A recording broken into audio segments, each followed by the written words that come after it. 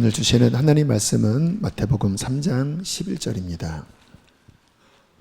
함께 읽으실까요? 시작. 나는 너희로 회개하게 하기 위하여 물로 세례를 베풀거니와 내 뒤에 오시는 이는 나보다 능력이 많으시니 나는 그의 신을 들기도 감당하지 못하겠노라. 그는 성령과 불로 너희에게 세례를 베푸실 것이요. 아멘. 지난주 부흥기도회를 하는데 기도 끝날 쯤에 한 자매님이 저에게 와서 이렇게 카톡을 보여주시더라고요. 이제 그 글에 저에게 기도 제목을 적어주신 내용이었는데, 어머님이 교회 다닌 지 한 3년이 됐는데 아직 성령을 받지 못했습니다. 기도해 주세요. 그래서 알겠다고. 그래서 저 뒤에 가니까 70대 중후반 되신, 모르겠습니다. 밤이라 정확한 연배는 모르겠는데 아무튼 그쯤 되시는 할머님이 이렇게 앉아 계셨고 이제 안수를 해드렸습니다. 그랬더니 따님이 그 의자 밑에 이렇게 무릎을 꿇고 쭉 앉아서 애절하게 기도를 하시더라고요. 어머니가 교회를 다니는데 왜 애절하게 기도하실까요? 교회를 다니는 것으로 구원받는 건 아니거든요. 정말 예수님 진짜 믿는다면 성령을 받아서 진정한 믿음의 증거가 나와야 되는데 아직은 말씀도 잘 이해 못 하시는 상황이실 것 같고 그런 여러 가지 안타까움에 이제 연세도 적지 않으신데 꼭 예수님 믿고 성령 받도록 이렇게 간절하게 기도를 같이 하시는 모습을 보았습니다. 굉장히 지혜로운 마음이시죠. 교회를 다니는 것과 정말 성령을 받아서 진짜 하나님 만나는 것은 하늘과 땅 차이니까. 예수님이 요한복음 3장에서 이런 말씀을 하셨죠. 사람이 물과 성령으로 나지 아니하면 하나님의 나라에 들어갈 수 없느니라. 육으로 난 것은 육이요 영으로 난 것은 영이니 내가 내게 거듭나야 하겠다고 하는 말을 놀랍게 여기지 말아라. 무슨 내용이냐면 구원은 다시 태어나는 사건이 벌어져야 된다는 거예요. 육신으로 태어난 육은 육인데 그것으로는 아무리 교회 다니고 아무리 성경 딸딸 외워도 하나님의 나라에 들어가지 못한다. 그러면 무엇이냐? 성령을 통하여 우리의 영이 출생, 거듭남, 이게 일어나야 하늘나라에 갈 수 있는 것이다 라고 청천벽력 같은 말씀을 하신 거예요. 여기 모태신앙도 계시고 어쨌든 교회 다니신 분도 계시는데 그냥 교회 다니는 것이 아니라 성령님을 통하여 다시 태어나는 이와 같은 영적 출생이 있어야 하늘나라에 간다. 어떻게 이것이 가능한지. 그래서 니고데모 같은 경우는 이 말씀을 들을 때 막 고뇌했습니다. 천국은 가야 되겠고 도대체 거듭나야 된다고 하는 뜻도 모르겠고. 제가 아는 분이 이제 처음 교회를 다니면서 이 성령 세례에 대한 이야기를 들었습니다. 처음 교회 나올 때 그냥 교회가 어떤 곳인가 좋은 말씀을 들은 그런 마음으로 나오지 하나님을 만나는 이런 건 없잖아요. 근데 성령 세례가 있다고 하는 이야기를 듣고 옆에 보니까 그 성령 세례 받은 사람들이 눈에 들어오더래요. 내가 알고 있는 사람인데 바뀌더래요. 분명히 그전에는 술도 마시고 전혀 이상이 있는데 성령 받고 바뀌더래요. 그래서 안 겁니다. 성령이라는 분이 계시구나. 교회 다니는 거는 그 성령을 받고 하나님을 만나야 진짜구나. 근데 답답한 거는 본인은 아무리 기도해도 성령님을 하나님이 안 주시더라는 거예요. 그러니까 기도도 제대로 안 되고 성경도 이해도 안 되고.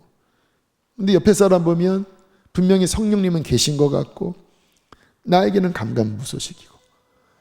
그래서 한 달 넘게 막 목마르게 찾아다니시면서 결국은 하나님께 내가 이 상태에서 죽으면 나 지옥인데 하나님 책임지겠냐고 막 따졌대요. 여러분, 이 절박함이 중요합니다. 절박함. 그 다음날 성령이 오신 거예요. 그 다음날 정말 그냥 정신을 잃을 정도로, 지난주에도 김우진 목사님 성령이 임하시면서 어떤 회복의 간증을 했는데, 그냥 사람들 다 나갈 때까지 혼자 남아서 울면서 그러는데, 이 속에서 기쁨이 올라오는데, 여러분, 이 영에서부터 올라오는, 그러니까 성령님이 임하시는 게 하나님의 나라가 임하는 거거든요. 천국을 경험하는 거죠.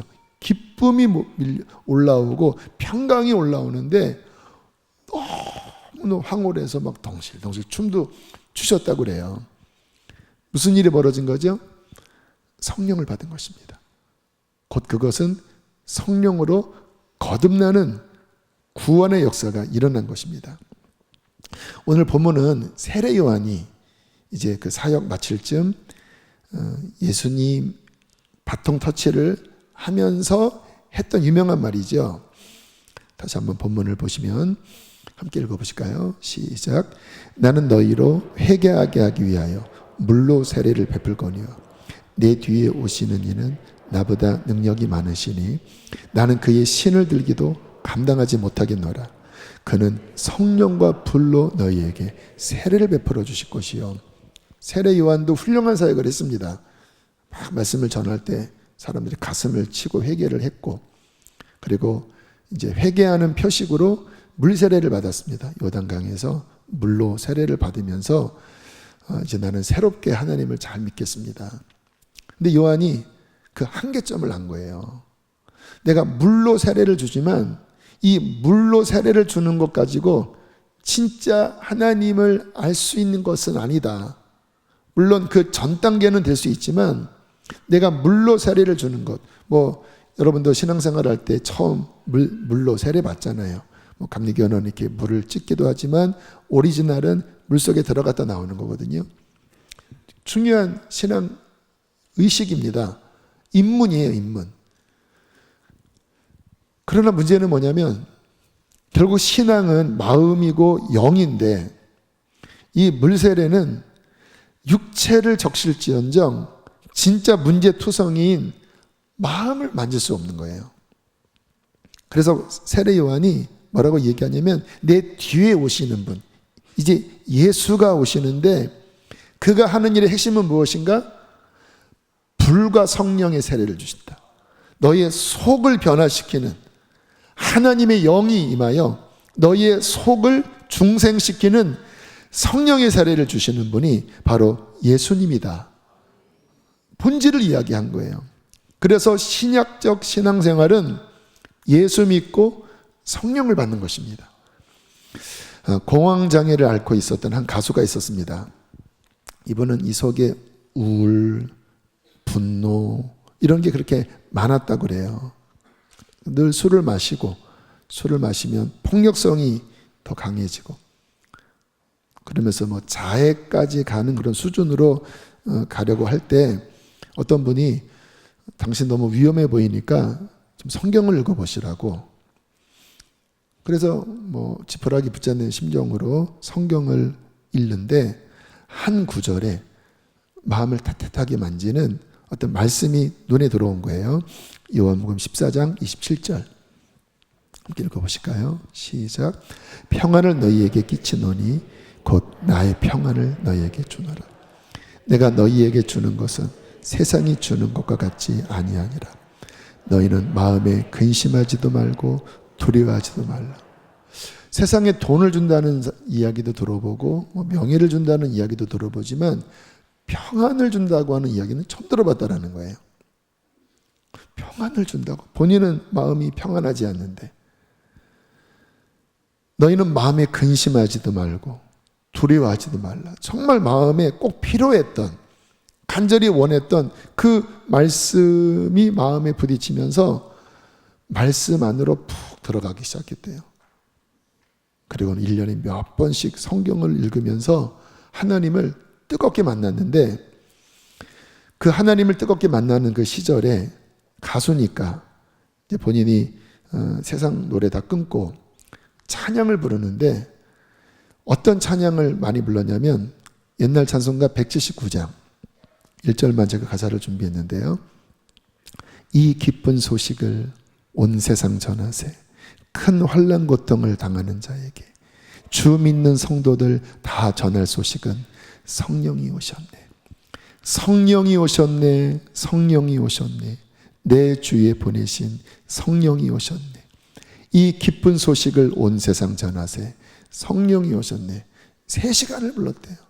성령이 오셨네. 성령이 오셨네. 내 주에 보내신 성령이 오셨네. 이 기쁜 소식을 온 세상 전하세. 성령이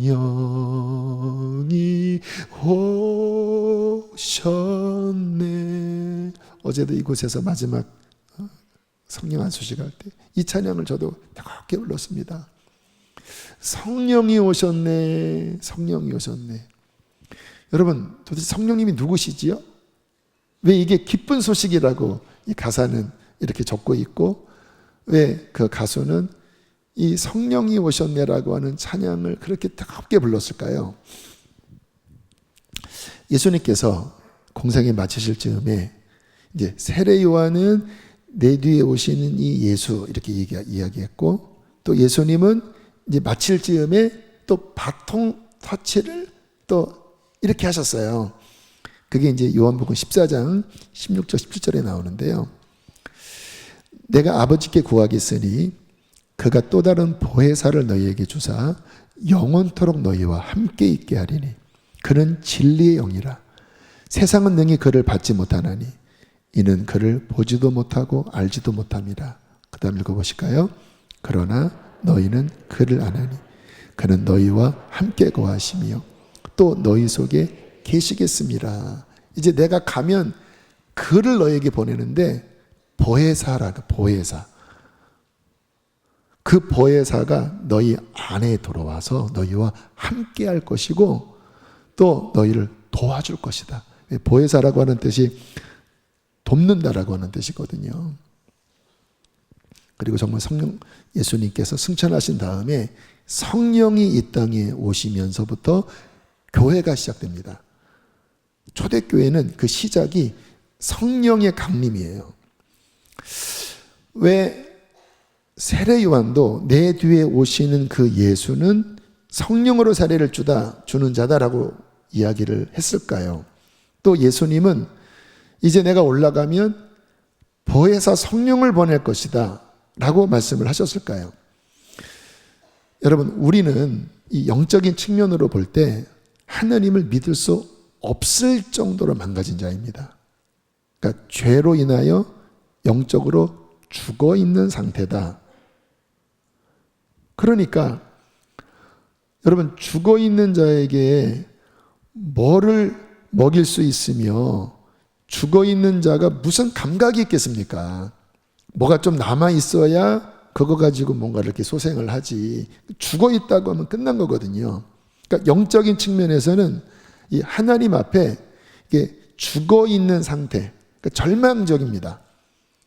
그래서 왜 종교가 안 되냐면, 뭐 종교라고 하는 거는 어쨌든 뭐 어떤 좋은 말, 어떤 교리, 의식 뭐 이런 거잖아요. 또 뭐 이데올로기도 있고 철학도 있고, 사람이 뭔가 더 나은 삶을 추구하고자 많은 것들, 뭐 형이상학적인 것들도 있고 물질적인 것도 있고 추구하는데, 치명적인 문제가 뭔지 아세요? 그 어떠한 것도 죽은 것을 살릴 수는 없다라는 거예요. 영적인 측면에서의 구원은 그 영이 살아나야 되는 건데, 근데 이 영은 죽어버린 상태라 하나님을 알 수도 없고 느낄 수도 없고, 그 상태에서는 아무리 종교 의식을 아무리 행해도 하늘나라에 갈 수 없는 절망 상태라는 거예요. 이게 정확한 성경의 가르침입니다. 왜 성령이 오셨는가? 그 성령님은 하나님의 영 그리고 생명을 주는 분이거든요.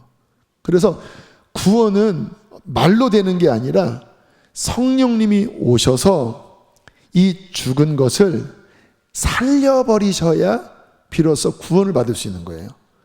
여러분 주님 만나신 분이 계시잖아요. 어느 날 막 가슴이 따뜻해지기도 하고 어느 날 눈물이 나기도 하고 어느 날 믿음이 왔을 때 그것은 엄청난 기적이 벌어진 겁니다. 죽어 있었기 때문에 그런 어떤 하나님에 대한 경험을 할 수 없는 존재였거든요. 근데 왜 어느 날 귀가 열려서 말씀이 들어오고 왜 어느 날 내 마음이 열려서 회개가 나오고 어느 날 왜 내 마음속에 그 하나님이 경험되어지기 시작했을까요? 성령이 오셨네. 성령이 오셨네. 내 주에 보내신 그 성령님이 여러분 안에 들어오셔서 죽어 있었던 우리의 영의 귀를 열어주시고 죽어 있었던 그 영을 살리셔서 그 하나님을 믿을 수 있도록 구원, 거듭남을 성령께서 주신 것입니다. 어제 이곳에서 그 주님을 만나는 수련회를 했는데요. 특별히 점심에 이제 한 1시 반, 2시 정도에 이곳에서 중요한 어떤 기도회, 그 십자가 앞에 나아가는 기도회 순서가 있었습니다. 처음에 기도회를 인도할 때는 이게 지금 내가 잘 인도할 수 있을래나 하는 여러 부대낌들이 솔직히 내 마음이 있었어요. 그런데 이제 사람들이 쭉 앉으셔서 찬양을 하기 시작하는데 글쎄요, 여기 이제 교회를 다니시지만 아직 그 성령의 경험이 없는 분들은 이런 말씀을 드리면 이게 의심하기도 하시더라고요. 하나님의 임재가 있잖아요. 임재. 그러니까 예수님이 정말 눈에 보이지 않지만 이 자리에 함께 하시는 그 임재가 뭐 강하게 부어지는 느낌을 받았습니다. 그래서 원래는 이렇게 순서대로 쭉 나와서 어떤 의식을 행하는 프로그램이었는데 제가 그렇게 하다가 오히려 이게 이 주님께 나아가는 리듬이 깨질까봐 그냥 갑자기 다 바꿔버렸습니다. 오늘은 그렇게 안 하겠습니다. 십자가 앞에 다 나오십시오. 여기 한 130명이 있었기 때문에 강단에 다 못 올라오지만 일단 올라와서 여기 지금 주님이 계시니까 그 앞에 회개하고 주님을 부르시면 십자가 예수님을 만날 것입니다.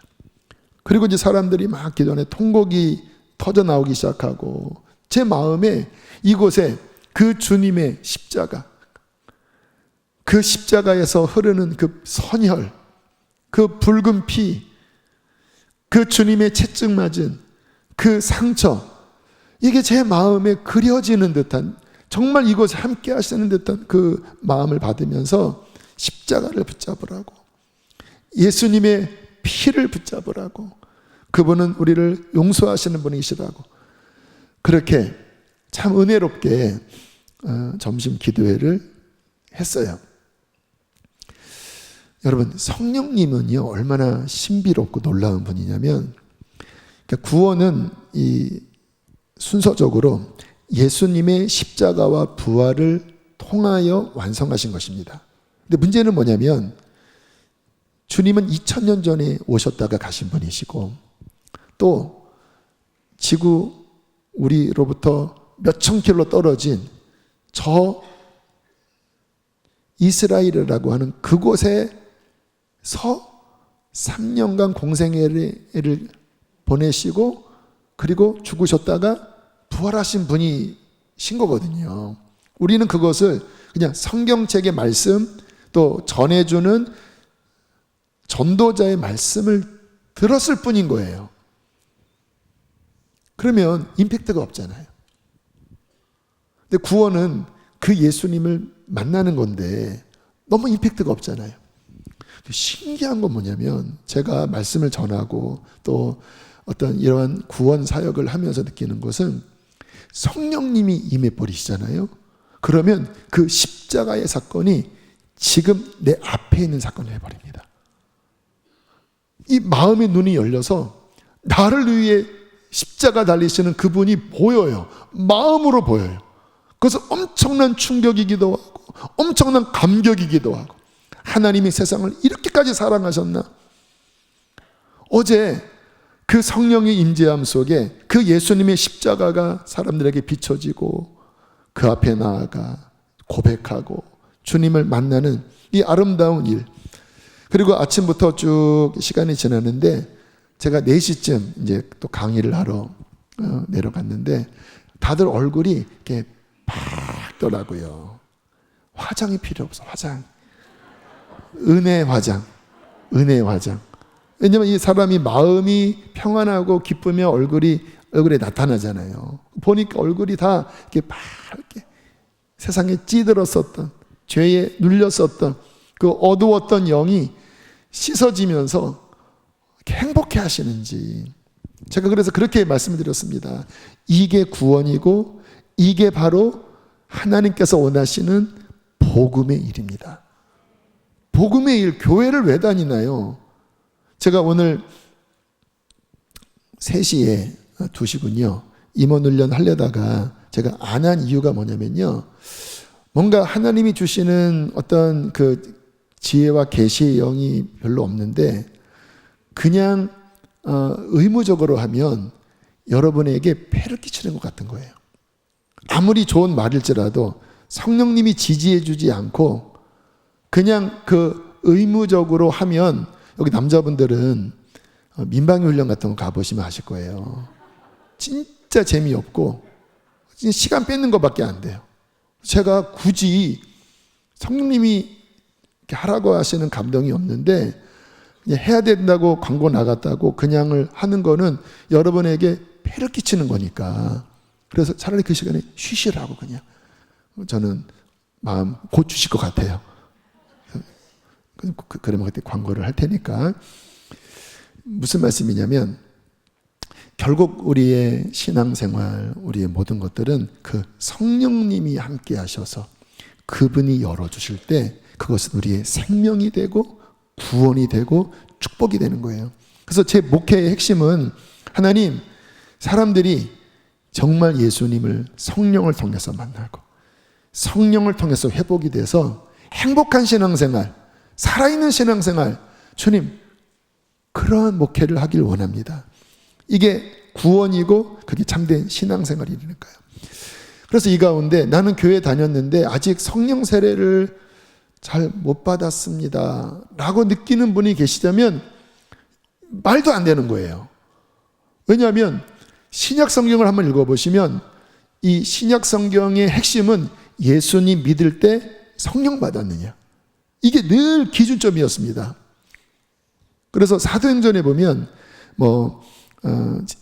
이제 전도자들이 쭉 전도하러 다니다가 예수를 믿고 물세례를 받았지만 또 병도 고침을 받았지만 성령 세례까지 임하지 않을 때는 반드시 그 부분을 이룰 수 있도록 사도들을 초청해서 안수를 받겠습니다. 처음 성령 세례가 확 퍼지는 것은 베드로가 설교할 때 회개가 터지면서 성령의 어떤 폭발적인 역사가 있기도 했고, 고넬료 같은 경우에는 최초로 이방인이 구원받은 사건인데 역시 베드로를 초청해서 말씀을 들을 때 그냥 임하시는 일도 있었고, 바울 같은 경우에는 전도하러 이렇게 다니다가 이제 어느 곳 가면 믿는 사람들이 있었는데 물어봤습니다. 믿을 때 성령을 받았느냐?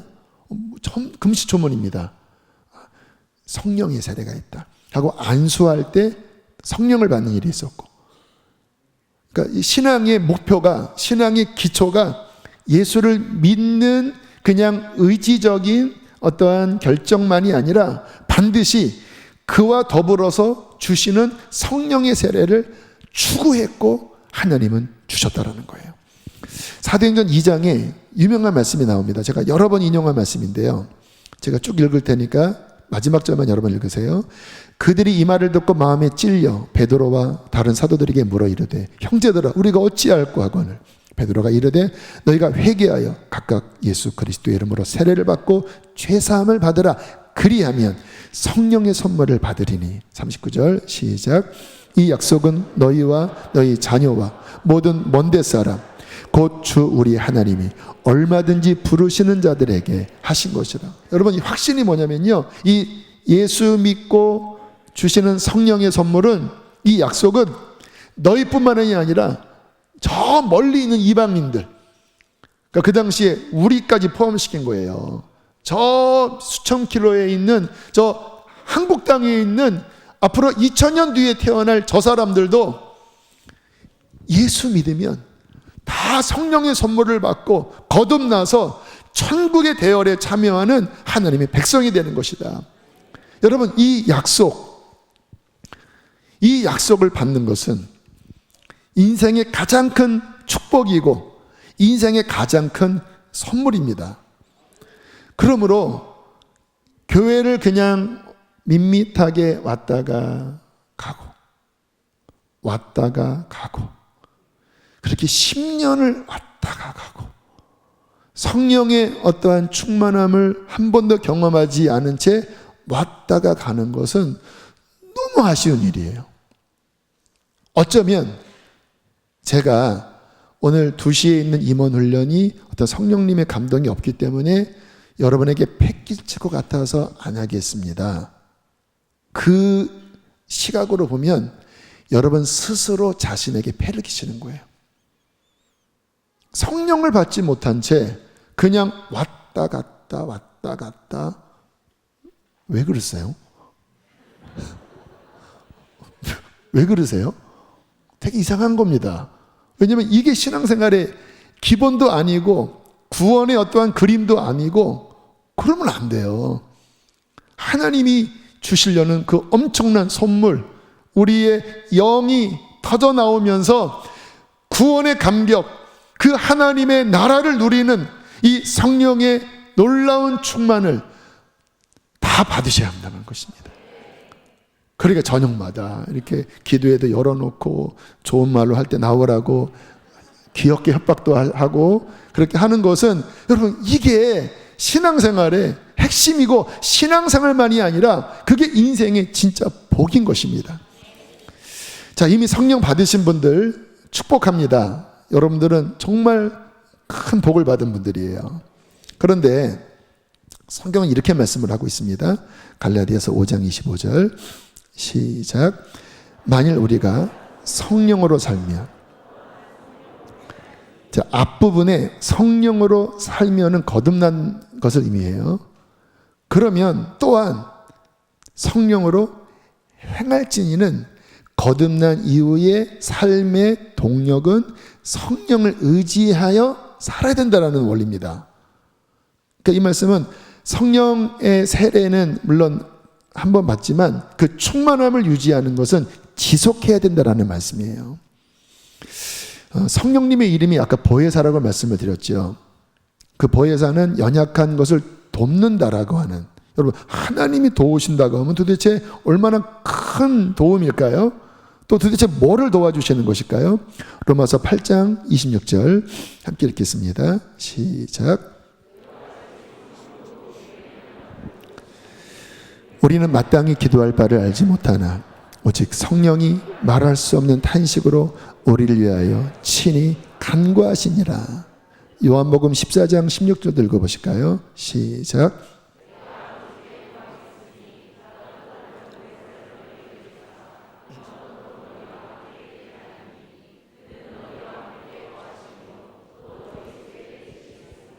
자, 성령님이 우리 안에 거하시는데 보혜사로 우리를 도우신다고 말씀을 하세요. 근데 로마서 8장에 보면 연약함을 도우신다고 말씀하십니다.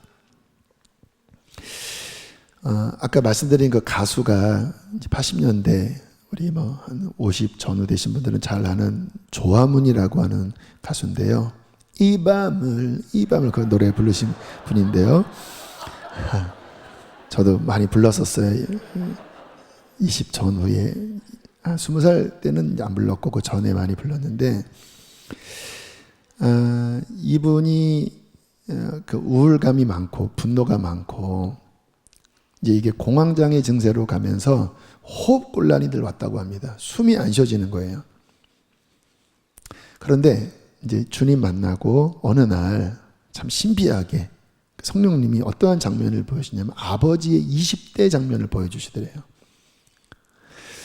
아버지가 이북 출신이십니다. 함경북도 출신이시고 1920년대 생이시니까 일찍 이제 남쪽으로 내려오셔서 자수성가하신 분이세요. 그러니까 강한 분인 거예요. 그러니까 어릴 때 그렇게 많이 자녀들을 때리셨다고 그래요. 그리고 뭐 큰 형이 많이 맞았으면 또 큰 형은 또 둘째를 잡고 둘째는 셋째를 잡고 뭐 그런 분위기 있잖아요. 그러니까 그런 분위기 속에서 늘 아버지가 무섭고 그리고 억압스러운 분위기. 근데 사람의 마음이라고 하는 게 되게 여려서 그게 지속되면요, 이 속이 이게 골마서 터져버립니다. 그게 이제 억압된 상태가 이 속에 분노, 우울감, 심해져서 자해까지 이렇게 가는 게 이 속에 이제 병들어 있는. 근데 그 뿌리는 무엇입니까? 아버지의 폭력에 대한 두려움, 원망, 미움. 이게 이제 엄청나게 마그마처럼 쌓여 있었던 거예요. 그래서 이번에 이 그룹 이름이 마그마입니다. 마그마. 이 속에 쌓여 있는 거죠. 그런데 아버지의 20대의 모습을 보여주시는데 그 아버지가 얼마나 상처가 많은지. 그렇잖아요. 그 시대, 그 격동의 시대, 일제시대, 6.25 그 격동의 시대를 지나면서 그 아버지가 그 얼마나 상처가 많은지. 근데 어떤 충격을 받았냐면 본인이 50대에 20대 아버지를 보니까 이게 역할이 바뀐 거잖아요. 아들이잖아요. 아들 나이가 된 거잖아요. 전혀 새로운 눈으로 바라본 거예요. 불쌍하다. 그리고 아버지를 미워했던 마음이 미안한 마음이 들더래요. 아버지를 내가 이해 못했구나. 아버지는 큰 존재로만 여겨서 아버지가 이렇게 힘들 거라고는 내가 상상 못했는데 아버지가 그렇게 지냈기 때문에 그렇게 할 수밖에 없었구나. 내가 왜 이해해 드리지 못했나. 미움이 미안한 마음으로 바뀌면서 아버지에 대한 용서가 일어났대요. 근데 신기한 거는요, 그리고 어느 날 보니까 호흡곤란이 사라져 버렸답니다. 숨 못 쉬었던 이게 아버지에 대한 미움의 응어리가 풀어지면서 그 육체의 질병이 치유가 되고, 그리고 이분 안에 평안이, 더 깊은 평안이 찾아온 거예요. 성령님은 보혜사라고 하셨잖아요. 그러니까 정말 우리를 실제적으로 도우시는 분이시거든요. 이 사람이 왜 아픈지, 왜 지금 이런지를 너무나 잘 아시고 이것을 사랑과 평안 속에서 그렇게 회복되도록 도와주시는 이 성령님. 그래서 예수님은 내가 올라가면 이 구원을 이루실 보혜사가 오시는데 그가 너희 속에 계시면서 너희를 도울 것이고 너희를 위해서 기도해 줄 것이고 영원토록 함께 할 거야. 그러면서 의미심장한 말씀을 하더라고요. 본인은 지금도 아침에 눈을 뜨면 우울한 마음이 든대요, 이 속에. 그러니까 오랫동안 그 안에, 그 마음 안에 있었던 그 주름들, 그리고 그 여러 가지 쓴뿌리들이 온전히 해결된 것은 아닌 상황인 거예요. 이분은 지금 목사가 되셨습니다. 근데 우울한 마음이 든대요. 근데 이 부분은 굉장히 우리가 신앙생활을 하면서 잘 분별해야 될 말입니다. 어떤 사람은 주님 만나서 그 속에 있는 마음의 문제가 이렇게 많이 해결된 사람도 있어요. 근데 대부분은 성령도 받고 은혜도 받지만 이 마음의 문제가 여전히 남아있는 경우가 많습니다. 이분이 무슨 말씀을 하시냐면, 그러면 본인은 아침에 반드시 성경을 읽고 기도하고 개인 예배를 드리면서 하나님의 평안이, 하나님의 은혜가 채워지기까지 반드시 그 시간을 가져야 한대요. 이거를 갖지 않으면 본인은 프랑켄슈타인처럼 이 속에 이글이글대는 분노, 또 슬픔의 이 옛자가 이 안에서 격동하는 것이 있고 또 본인은 말씀을 전하는 목회자로서 이게 두 개가 같이 있는데 성령의 충만함을 은혜의 충만함을 받고 나면 이게 나를 지배하지 못한다라는 거예요. 굉장히 지혜롭고 또 오늘 이미 성령 받은 분들이 꼭 들어야 할 부분이에요. 에베소서 5장 18절은 우리에게 중요한 것을 가르쳐주고 계시는데요. 함께 읽어보실까요? 시작. 술 취하지 말라. 이는 방탕한 것이니. 뭐의 지배를 받느냐? 술의 지배를 받고 또는 내 자아의 지혜를 받으면 사람은 성령 받았어도 여전히 옛날의 그 모습에 다시 돌아가는 일들이 생깁니다. 그래서요, 저희 교회 한 40, 50대 분들이 많으시잖아요. 가만히 보면 20대 때 또는 젊은 날에 막 주님 만나고 선교도 다니고 이런 분들이 계시는데 직장 들어가서 거기에 따라가면서 성령 충만함을 잃고 10년, 15년 썬데이 크리스찬으로. 근데 이미 주님 만난 경험이 있기 때문에 우울한 거예요. 그런데 성령이 나를 지배하는 상태에 거하지 못한 채 타협하면서 그렇게 살아가는 분들 적지 않게 계시고, 자매님들 같은 경우에는 역시 또 청년 때 주님 뜨겁게 만났다가 아이 낳고 육아하는 그 힘든 시간에 또 영적인 이거 잃어버리고 또 세상에 푹 빠지는 경우 굉장히 많이들 계셔요. 로마서 8장 12절로 14절은 이렇게 말씀을 하십니다. 함께 읽어보실까요? 시작. 그러므로 형제들아 우리가 빚진 자로 돼 육신에게 져서 육신대로 살 것이 아니니라. 우리가 육신대로 살면 반드시 죽을 것이로되 영으로서 몸의 행실을 죽이면 살리니 무릇 하나님의 영으로 인도함을 받는 사람은 곧 하나님의 아들이라. 그러니까 신앙생활은 무엇이냐? 하나님의 영의 인도함을 받는 상태에 거해야 된다는 거예요. 그 말은 뭐냐면 성령이 나를 끌어가는, 그 조화문 목사님의 말씀처럼 아침에 일어날 때 내 안에 분노, 우울감이 잔존하는 것처럼 보이지만 이게 나를 지배하지 못하게 주님 오늘도 주의 성령으로 나를 채우시고 주의 말씀으로 나를 채우시고 주의 은혜로 나를 채워주십시오. 그래서 이 옛날의 습성보다 주님의 은혜가 나를 더 충만히 지배하면 그 보혜사 성령의 도우심으로 그는 오늘도 승리하고 기쁘게 살아갈 수 있는 거예요. 그런데 만약에 이 충만함을 경험하지 못하면 그러면 다시 옛날에 그런 공격 속에서 힘겨워하는 것이죠. 여러분, 주님 나라 가기까지 우리의 삶은 녹록지가 않습니다. 저도 이렇게 이런저런 일을 겪으면서 요즘 자주 하는 독백이 인생은 힘들다. 인생은 정말 힘든 것 같아요. 이 세상에 있는 어떤 것도 안정적인 게 없어요. 안정적인 게. 사람도 그렇고 환경도 그렇고 나 자신도 그렇고. 또 신앙생활 전투입니다. 전투. 꽃길이 아니라 전쟁터예요. 전쟁터. 사탄이 또 쳐들어오고 또 찌르고. 만약에 성령님이 함께하지 않으셨다면, 보혜사 성령님이 돕지 않았다면 아마 여기가 만신창이가 됐을 것 같아요. 만신창이가. 지금도 이렇게 들여다보면 요즘에 상함도 있고 이거 어떡하나. 지금은 내가 이렇게 덮어놓는데 아무튼 잘 이 부분을 해결을 해야 되겠다고 하는 영역도 있고 해요.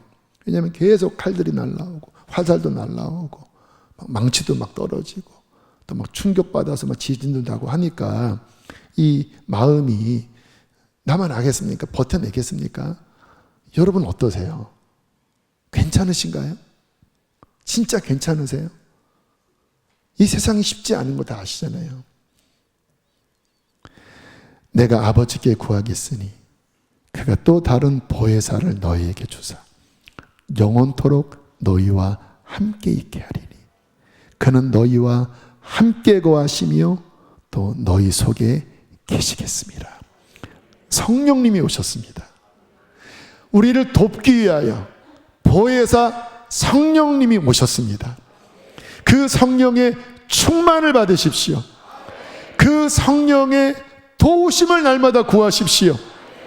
누구든지 그리스도 예수 안에 있는 자들에게는 결코 정죄함이 없나니 이는 그리스도 예수 안에 있는 생명의 성령의 법이 죄와 사망의 법에서 너를 해방하였습니다. 그 성령의 해방의 능력으로 오늘도 해방되고 내일도 해방되어 주님 날아가기까지 성령의 능력으로 승리합시다. 우리 함께 시간 찬양하시겠습니다.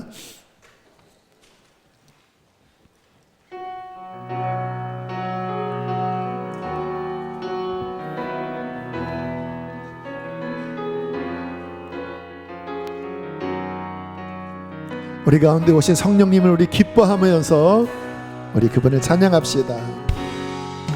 이 기쁜 소식을 온 세상 전하세.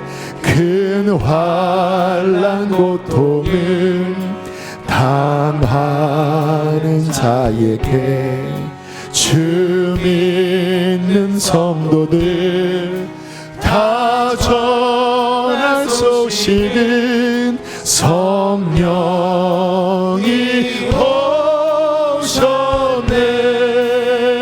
아멘. 성령이 오셨네. 성령이 오셨네.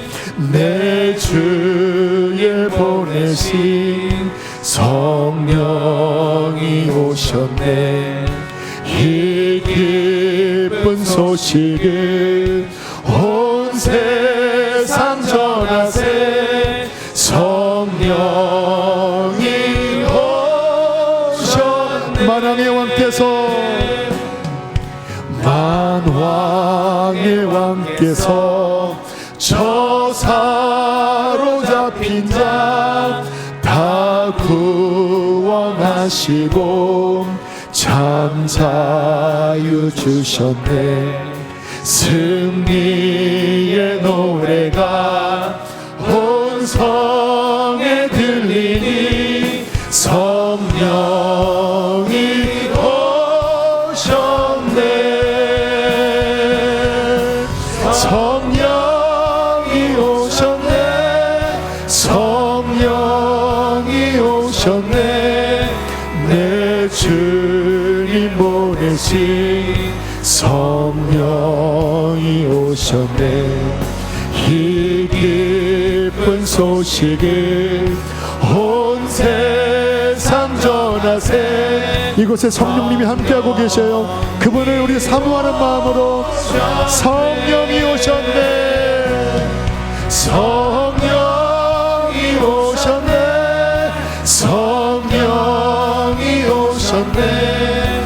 내 주님 보내신 성령이 오셨네. 이 기쁜 소식을 온 세상 전하세. 성령이 오셨네. 이 시간 기도하실 때 하나님 오늘 말씀을 내가 믿음으로 붙잡습니다. 주님 나 성령 주세요. 예수 믿는 자에게 주시는 그 풍성한 약속 성령 주세요. 한때 받았다가 지금 메말랐던 분이 계시다면 다시 주님께 나의 삶을 드리십시오. 주님께 나를 드리면 그분은 성령으로 채워주실 것입니다. 아직 교회 다니면서 잘 모르겠다고 하시는 분 간단합니다. 하나님 회개합니다. 예수의 피로 내 죄를 씻어주세요. 성령 주세요 하면 이 약속대로 여러분의 영에 성령의 선물을 부어주실 것입니다. 우리 주여 두 번 부르시고 기도하십니다. 주여 주여 오셨네. 성령이 오셨네. 내 주님 보내신 너희가 회개하여 예수 그리스도 이름으로 세례를 받고 죄사함을 받으라. 그리하면 성령의 선물을 받으리니 이 약속은 너희와 너희 자녀 모든 먼데 사람 곧 주 우리 하나님이 얼마든지 부르시는 너에게 하신 약속이라. 너희가 믿을 때 성령을 받았느냐? 하나님, 이 성령의 약속을 우리가 주님께 요구합니다. 성령을 부어주십시오. 내 말은 뼈와 같아. 주님, 우리의 심령에 성령을 부어주십시오. 성령을 부어주십시오. 주님 만나기 원합니다. 성령을 부어주십시오. 성령을 받게 하여 주십시오. 주님, 예수님, 예수님, 예수님, 예수님을 나의 주님으로 믿습니다. 예수님을 나의 주님으로 믿습니다. 성령을 부어주십시오. 성령을 부어주세요. 좀 더 기도하세요. 예수님 믿겠다고 고백하시고 성령을 구하세요. 하나님, 성령을 주십시오. 성령을 주십시오. 보혜사 성령을 주십시오. 충만함을 주십시오. 성령 충만을 주십시오. 좀 더 기도하세요. 입술을 열어 기도하세요. 주님이 성령을 주고 계십니다. 성령을 주고 계십니다. 주님, 우리 주님, 주님, 우리 주님, 예수님, 예수님, 예수님, 성령을 주십시오. 성령을 주십시오. 성령을 주십시오. 성령을 주십시오. 성령을 주십시오. 성령 충만함을 받게 하여 주십시오. 주님, 할렐루야, 할렐루야, 할렐루야. 성령이 오셨습니다. 누구든지 구하는 자에게, 누구든지 예수 믿고 회개하는 자에게 성령의 선물을 주실 것입니다. 하나님, 우리 교회에 하나님은 이미 성령을 부어주셨고 지금도 부어주고 계십니다. 하나님, 성령을 받을 자들, 주님, 그들이 이 약속을 반드시 받게 하여 주십시오. 그리하여 육에서 영으로 거듭나게 하여 주십시오. 이미 성령을 받았지만 메말라 비틀어져 있는 자들에게 다시 성령의 놀라운 은혜를 부어주셔서 회복하게 하여 주십시오. 기쁨을 회복하여 주시고 믿음을 회복하게 하여 주십시오. 성령을 충만히 받을지어다. 우리 교회가 밤마다 기도하고 있습니다. 하나님, 하늘의 문을 활짝 여시고 이곳에 생수가 주님 차고 흘러 넘치게 하여 주시옵소서. 땅 끝까지 흐르게 주님 채워주십시오. 성령 받은 자들이 온 세상에 성령이 오셨네, 기쁜 소식을 전하여 한 영혼이라도 구원하게 하여 주시옵소서. 귀한 예물 올려드립니다. 축복합니다. 우리의 삶의 모든 것들을 날마다 채워 주시옵소서. 몸이 아픈 이들 강건할지어다. 모든 병에서 노임받게 하여 주시옵소서. 아직 부모님이 구원받지 못한 그 간절한 기도 제목 응답하여 주셔서 부모 자녀들을 구원하소서. 이제는 우리 주 예수 그리스도의 구원의 은혜와 하늘아버지의 그 크신 사랑과 우리 안에 영원토록 함께 하시는 성령 하나님의 교통하심이 오늘 말씀을 믿음으로 붙잡고 기도한 모든 이들 안에 충만히 함께 있을지어다. 아멘.